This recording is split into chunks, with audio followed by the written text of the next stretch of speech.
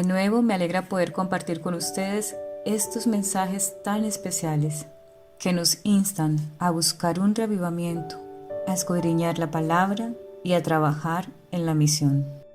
Roguemos a Dios para que su Espíritu sea sobre nosotros y así podamos compartir su palabra.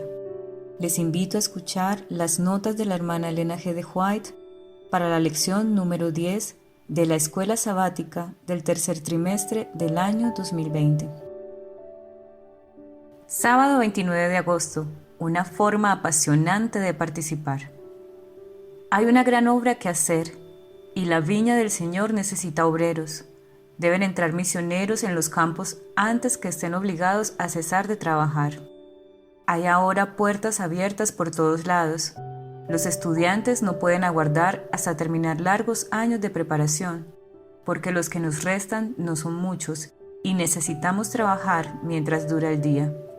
Entiéndase que con estas palabras no digo nada que signifique despreciar la educación, sino que hablo para amonestar a los que están en peligro de llevar a extremos ilícitos lo que es lícito, y de dar demasiada importancia a la educación humana. Insistid más bien en el desarrollo de una experiencia cristiana, porque sin esta la educación del estudiante no tendrá valor. Consejos para los maestros, página 400. Como pueblo no estamos suficientemente despiertos ante el corto tiempo en el cual nos toca trabajar, y no entendemos la magnitud de la obra para este tiempo. La noche pronto viene, en la cual nadie puede obrar. Dios llama a hombres y mujeres que tengan las cualidades necesarias, consagración a la voluntad divina y fervor en el estudio de las Escrituras, para hacer su obra especial en estos últimos días.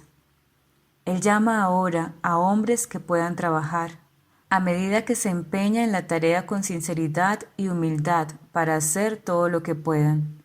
Obtendrán una experiencia más completa. Tendrán un conocimiento mejor de la verdad y de los métodos para alcanzar a las almas y ayudarlas, precisamente cuando necesiten ser ayudadas. Se necesitan obreros ahora mismo, para trabajar por Dios. Los campos ya están blancos para la siega y sin embargo los obreros son pocos. Notas biográficas de Elena G. de White, página 234. Lejos y cerca, no solo entre los jóvenes, sino entre los de cualquier edad, hay almas sumidas en la pobreza, la angustia y el pecado, abrumadas por un sentimiento de culpabilidad. Es obra de los siervos de Dios buscar estas almas, orar con ellas y conducirlas paso a paso al Salvador. Pero los que no reconocen los requerimientos de Dios no son los únicos que viven angustiados y necesitados de ayuda. En el mundo actual, donde predominan el egoísmo, la codicia y la opresión, muchos de los verdaderos hijos de Dios sufren necesidades y aflicción. En lugares humildes y miserables, rodeados de pobreza, enfermedad y culpabilidad, incontables son los que soportan pacientemente su carga de dolor y tratan de consolar a los desesperados y pecadores que los rodean. Muchos de ellos son casi desconocidos para las iglesias y los ministros, pero son luces del Señor que resplandecen en medio de las tinieblas. El Señor los cuida en forma especial e invita a su pueblo a ayudarlos a aliviar sus necesidades.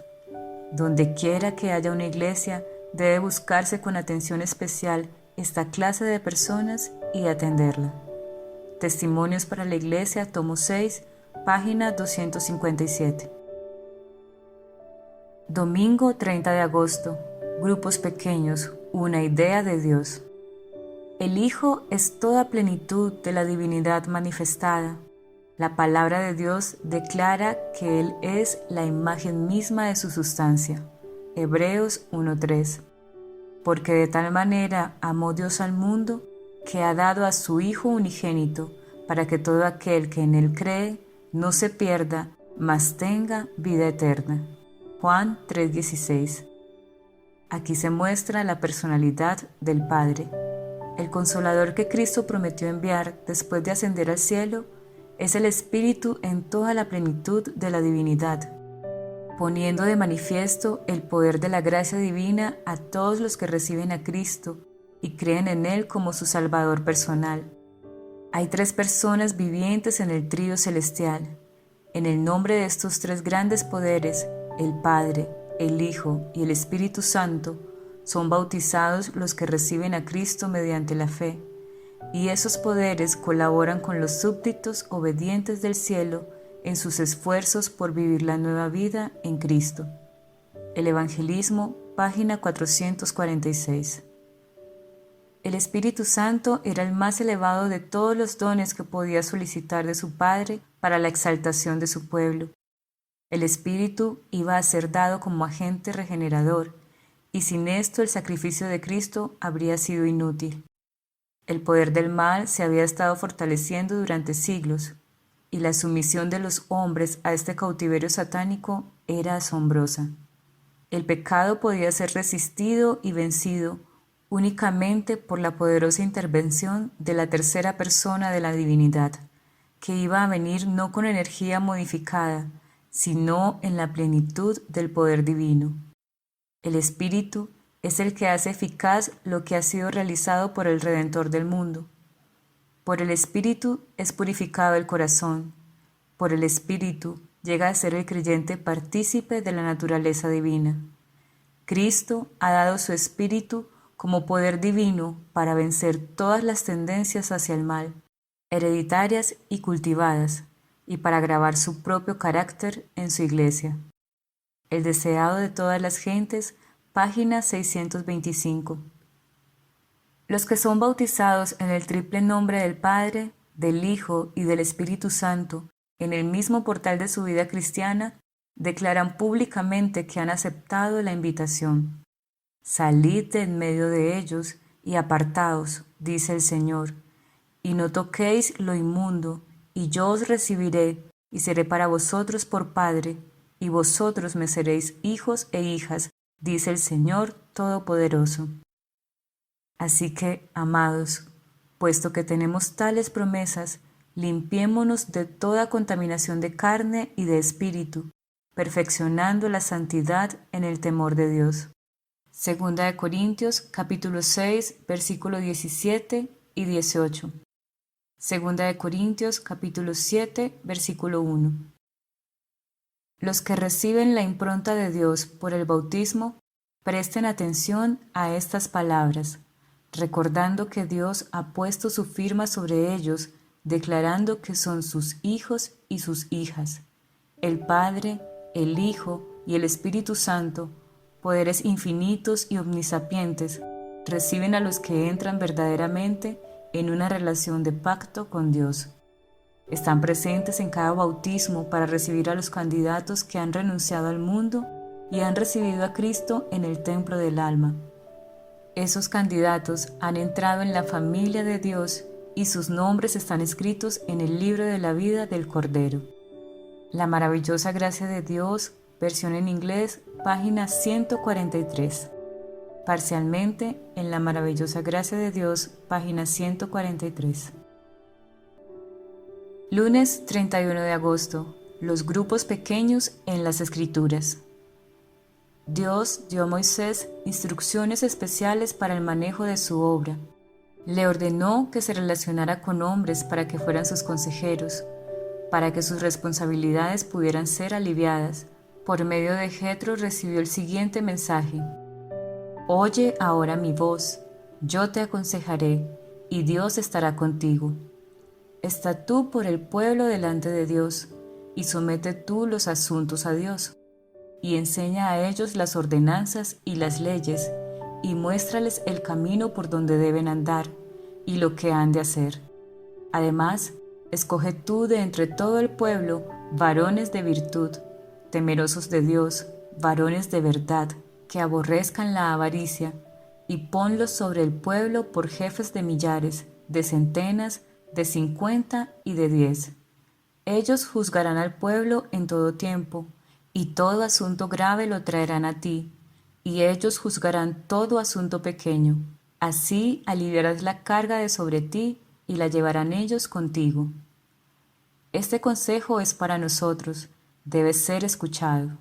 Testimonios para los ministros, página 340-341. El orden mantenido en la primitiva iglesia cristiana la habilitó para seguir firmemente adelante como disciplinado ejército revestido de la armadura de Dios. Aunque las compañías o grupos de fieles estaban esparcidos en un dilatado territorio, eran todos miembros de un solo cuerpo y actuaban de concierto y en mutua armonía. Cuando se suscitaban disensiones en alguna iglesia local, como ocurrió después en Antioquía y otras partes, y los fieles no lograban avenirse, no se consentía en que la cuestión dividiese a la iglesia, sino que se les sometía a un concilio general de todos los fieles, constituido por delegados de las diversas iglesias locales, con los apóstoles y ancianos en funciones de gran responsabilidad. Así, por la concertada acción de todos, se desbarataban los esfuerzos que Satanás hacía para atacar a las iglesias aisladas y quedaban deshechos los planes de quebranto y destrucción que forjaba el enemigo. Los Hechos de los Apóstoles, página 78.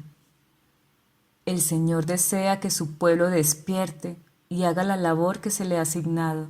La responsabilidad de amonestar al mundo reposa no solo sobre los ministros. Los miembros laicos de la Iglesia deben compartir la obra de salvar almas. Que se organicen grupos para buscar las almas, que los miembros de la Iglesia visiten a sus vecinos y abran ante ellos las Escrituras. Algunos pueden ser colocados a trabajar en los vallados. De esta forma, con una sabia planificación, se puede predicar la verdad en todos los distritos. Con perseverancia en esta labor, aumentará la aptitud para ella, y muchos verán el fruto de sus trabajos en la salvación de las almas. Estos convertidos a su vez enseñarán a otros. Así la semilla se sembrará en muchos lugares y la verdad se proclamará a todos. El Ministerio Médico, página 415 y 416. Martes 1 de septiembre. Organizados para servir. En toda ciudad grande debiera haber cuerpos de obreros organizados y bien disciplinados, no meramente uno o dos, sino veintenas dispuestos a trabajar. Se me ha mostrado que en nuestro esfuerzo por instruir a las gentes de las ciudades grandes, la obra no ha sido tan bien organizada, ni los métodos de trabajo tan eficientes como los de otras iglesias que no tienen la gran luz que nosotros consideramos tan esencial. ¿Por qué es esto? Debe darse más importancia a la educación y preparación de misioneros, con énfasis especial en la obra en las ciudades. Cada grupo de obreros necesita estar bajo la dirección de un líder competente, y siempre hay que mantener delante de ellos el deber de ser misioneros en el más alto sentido del término. Tal labor sistemática, conducida en forma adecuada, producirá resultados benditos. El Ministerio Médico, página 399 y 400. Que se organicen ahora en forma rápida grupos que salgan de dos en dos y trabajen con el Espíritu de Cristo, siguiendo sus planes. Aunque algunos judas puedan introducirse en las filas de los obreros, el Señor cuidará de la obra. Sus ángeles irán por delante y prepararán el camino. Antes de este tiempo, toda ciudad grande debió haber escuchado el mensaje probatorio y miles debieron haber sido confrontados con el conocimiento de la verdad. Despertad a las iglesias, sacad la luz de debajo del almud. El Ministerio Médico, página 402. Se debe realizar un trabajo especial en las ciudades, por donde la gente pasa constantemente.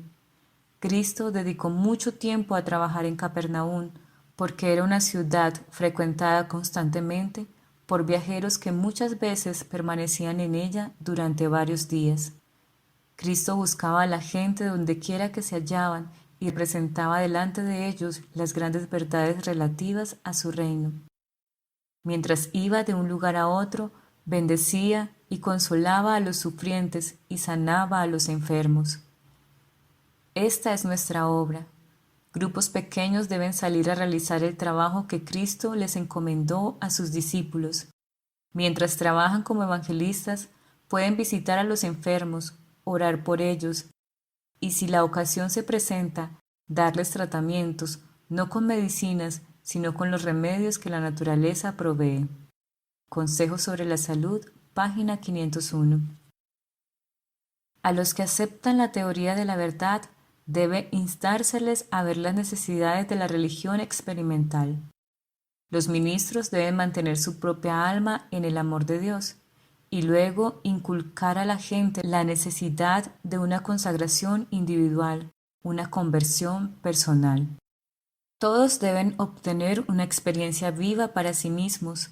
Deben tener a Cristo entronizado en el corazón. Su espíritu debe controlar los afectos, o la profesión de fe no tendrá valor y la condición de las personas será aún peor que si nunca hubiesen oído la verdad. Deben hacerse para los pequeños grupos que aceptan la verdad arreglos tales que aseguren la prosperidad de la Iglesia. Puede designarse a un hombre para que dirija durante una semana o un mes, luego a otro dirigente durante algunas semanas, y así diferentes personas serán alistadas en la obra. Testimonios para la Iglesia, tomo 5, página 582-583.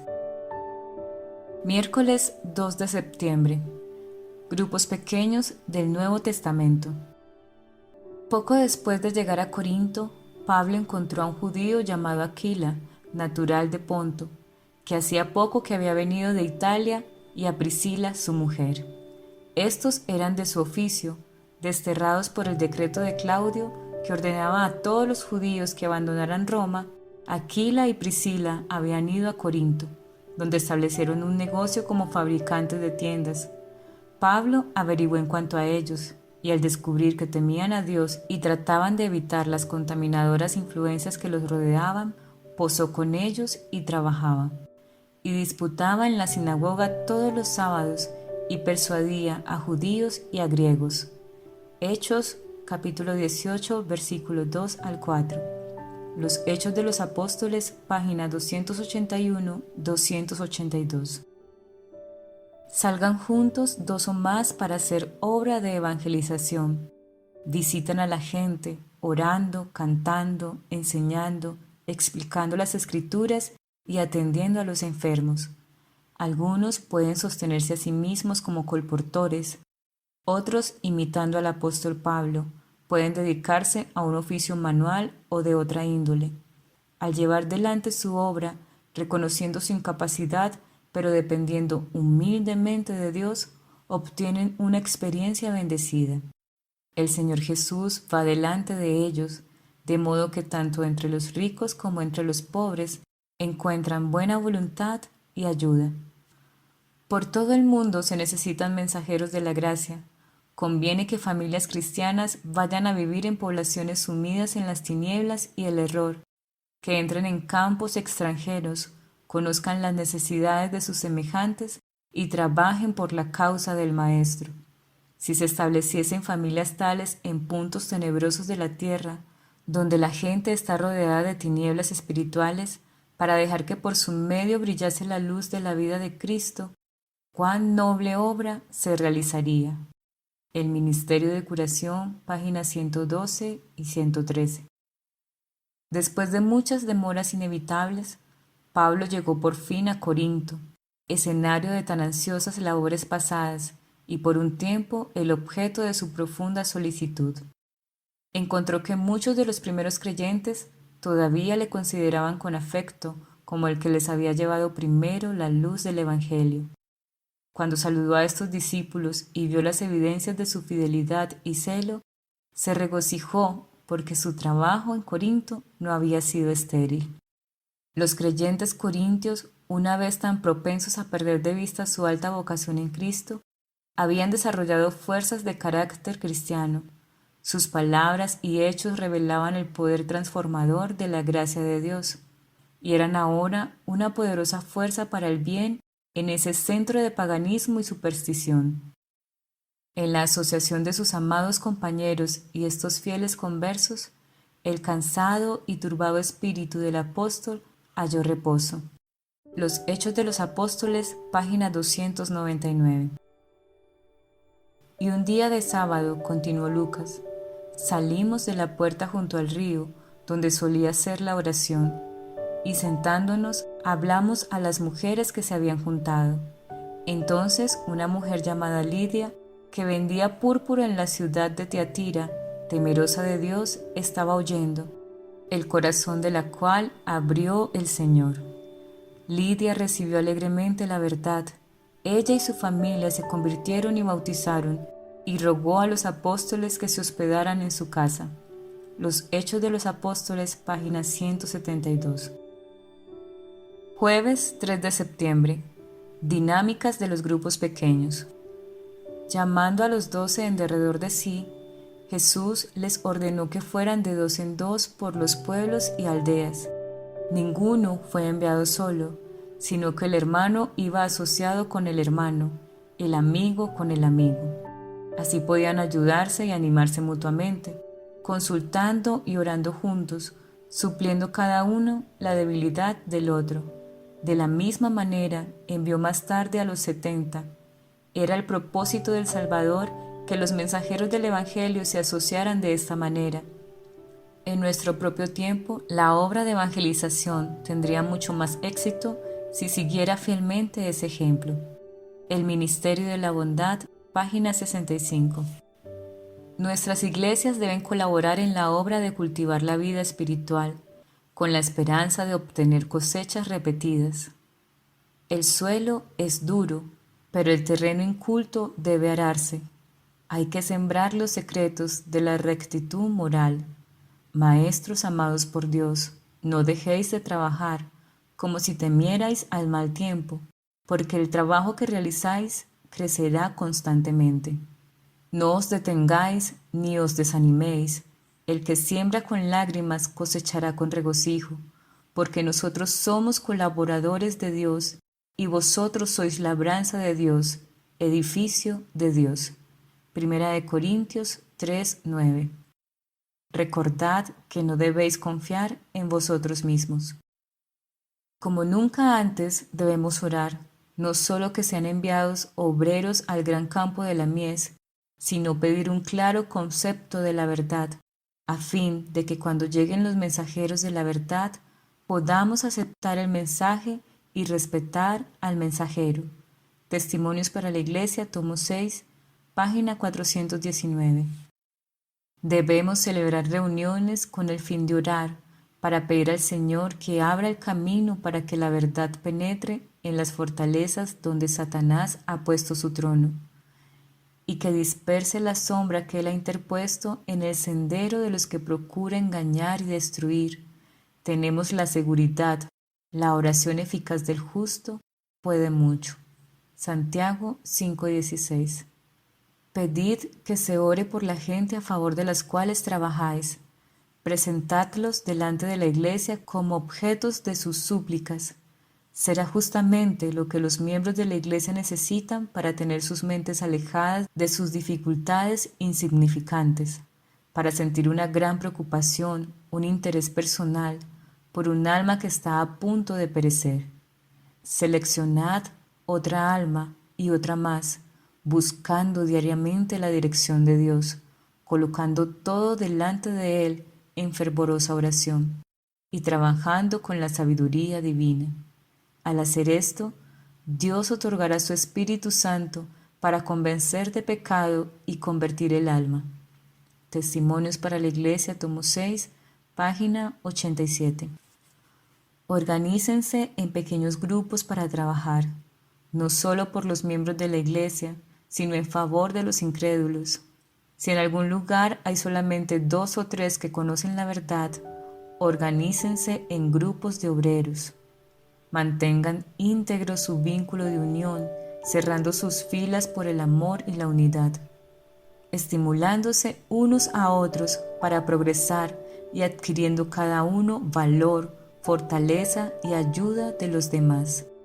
Revelen la tolerancia y la paciencia que manifestó Cristo, y evitando las palabras apresuradas, usen el talento del habla para edificarse unos a otros en la santísima fe. Trabajen con el mismo amor que Cristo en favor de los que no están en el redil, olvidándose del yo en su esfuerzo por ayudar a otros. Mientras trabajen y oren en el nombre de Cristo, aumentará su número. Maranata, el Señor viene, página 38 y 39. Entonces dijo a sus discípulos: a la verdad, la mies es mucha, mas los obreros pocos. Rogad pues al Señor de la mies que envíe obreros a su mies. Mateo 9:37 y 38. Hermanos, es hoy nuestro deber ser aquellos obreros que han de ser enviados a la mies, pero que no solo sea nuestro deber, sino también nuestro deseo de ser esa luz que brilla para nuestras familias, vecinos y el mundo en derredor. Dios les bendiga.